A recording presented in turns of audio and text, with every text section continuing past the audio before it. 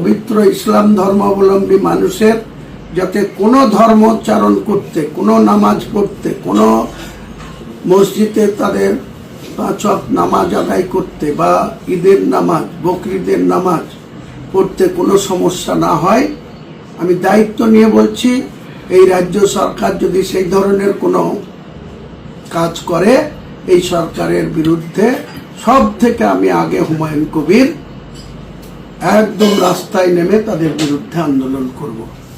আমি হুমায়ুন কবির আম জনতা উন্নয়ন পার্টির চেয়ারম্যান বা পশ্চিম বাংলার বিধানসভার একজন বিধায়ক হিসাবে আপনাদের কাছে আবেদন রাখছি, আপনারা যেভাবে বিগত দিনে কুরবানি করে এসছেন, আপনাদের সমস্ত রকম পশু কুরবানি করাটা জায়েজ এবং সেটা করবেন, কিন্তু একটা অনুরোধ আমার থাকবে যে আপনারা যে যেখান থেকে পশু খরিদ করবেন বা কিনবেন বা পারচেজ করবেন, আপনারা একটু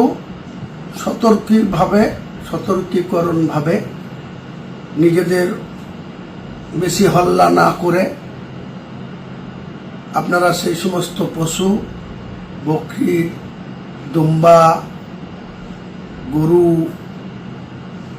যারা উট, যে যেখান থেকে যেভাবে কুরবানি করেন নিশ্চয়ই করবেন, কিন্তু আমার একটাই আবেদন, রাজ্য সরকারের পক্ষ থেকে এখনো কোনো অর্ডার বা জিও বের হয়নি যে কুরবানি করা যাবে না বা কুরবানি করতে দেওয়া হবে না। কিন্তু এক শ্রেণীর সংবাদ মাধ্যম মুসলিমদেরকে বিভ্রান্ত করার জন্য, মুসলিমদেরকে ভয় দেখানোর জন্য এখন থেকে বিজেপি সরকারের পক্ষ নিয়ে মুসলিমদেরকে ভীতি সন্তুষ্ট করার যে অপচেষ্টা করছে, আমি সেই সমস্ত সংবাদ মাধ্যমের তীব্র বিরোধিতা করছি। অফিসিয়ালি কোনো নিষেধাজ্ঞা বা অফিসিয়ালি কোনো জিও বাংলার নতুন মুখ্যমন্ত্রী, পুলিশ মন্ত্রী এই ধরনের কোনো নির্দেশ তিনি দেননি যে বাংলার মুসলমানরা কুরবানি করতে পারবে না। এটা কোনো মতেই গুজব বা এই গুজব ছড়ানো হচ্ছে এবং মুসলমানদের মধ্যে একটা ভীতি সৃষ্টি করার এক শ্রেণীর মিডিয়া তারা এসব প্রচার করছে। গুজবে কান দেবেন না। মনে রাখবেন, পশু কুরবানি করার ক্ষেত্রে আপনারা একটু ঘেরাঘোরা জায়গার মধ্যে করবেন, ওপেন রাস্তা দিয়ে, যাতে কেউ এই মাংস দেখতে না পায়। আগে থেকেই এইসবগুলা নির্দেশ ছিল, কিন্তু অনেকেই বেপরোয়াভাবে রাস্তার ধারে অন্য সম্প্রদায়ের মানুষরা যাতায়াত করতো, তার মধ্যেই রাস্তাতে ওপেন করতো। এগুলাকে অ্যাভয়েড করবেন। এগুলাকে আপনাদের উচিত ঢাকাঢোকো জায়গায় এবং গোপনীয়তা বজায় রেখে, শৃঙ্খলা বজায় রেখে, আইন শৃঙ্খলাকে সম্মান করে, যাতে কোনো রকম অন্য ধর্মাবলম্বী মানুষের কোনো সমস্যা না হয়। আমরা মুসলমান, আমাদের যে পবিত্র ঈদ সেটা আগেই হয়ে গিয়েছে, ঈদ জোহা বা ঈদুল আজহা, যেটাকে আমরা কুরবানি বলি। বিভিন্ন পর্যায়ে বিভিন্ন ধরনের যে কুরবানি আমরা করি, সেই কুরবানি বাংলার 37% মুসলমান, কোথাও তাদের কোনো সমস্যা হওয়ার কথা না, হবে না। যদি কোনো জায়গায় সমস্যা হয়, আমাদের ফোন নাম্বার অনেকেই জানেন, দরকার হলে আমাদের যোগাযোগ নাম্বার আমার ফেসবুক আইডি থেকে বা আমার এই বক্তব্যের মধ্যে দিয়ে আপনাদেরকে আরেকবার জানিয়ে দেব।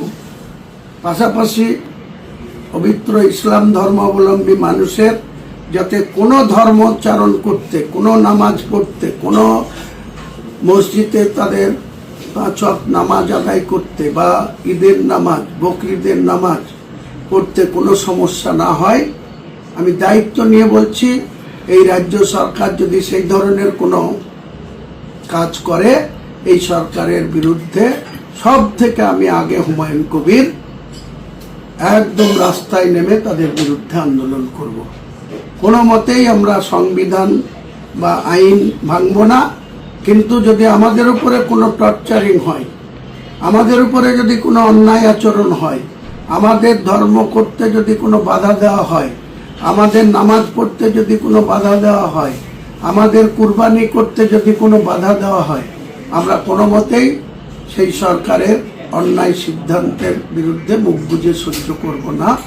আমরা রাস্তায় নেমে যেখানে যেভাবে আন্দোলন করার দরকার, সরকারকে নিরপেক্ষ দৃষ্টিভঙ্গি নিয়ে সরকার চালানোর ক্ষেত্রে আমরা, যদি অন্যায় হয়, যদি অবিচার হয়, যদি পক্ষপাতমূলক কোনো সিদ্ধান্ত নেয়, আমি হুমায়ুন কবির আপনাদের কথা দিচ্ছি, আমি এই সরকারের বিরুদ্ধে রাস্তায় নেমে আন্দোলন করব। সরকারকে সেই সমস্ত যে ধরনের সংবিধান বিরোধী বা শপথ নিয়ে যদি রাজধর্ম পালন না করে, তাহলে আমরা রাস্তায় নেমে আন্দোলন করব।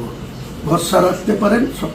সকলকেই আমার সালাম, আদাব, নমস্কার, শ্রদ্ধা জানিয়ে আমার বক্তব্য এখানেই শেষ করছি।